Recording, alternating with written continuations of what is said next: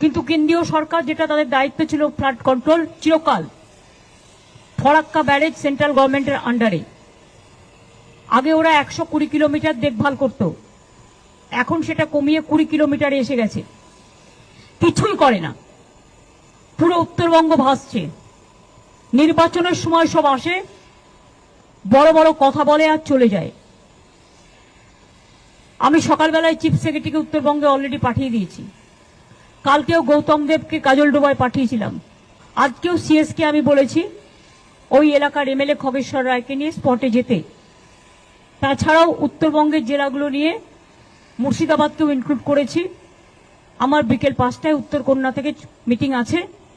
যারা ফিজিক্যালি আসতে পারবেন, যারা ফিজিক্যালি আসতে পারবেন না তারা ভার্চুয়ালি থাকবেন। আমাদের অ্যাডমিনিস্ট্রেশনকে সজাগ করা হয়েছে, সতর্ক করা হয়েছে। পুলিশও রিলিফের কাজটা ভালো করছে।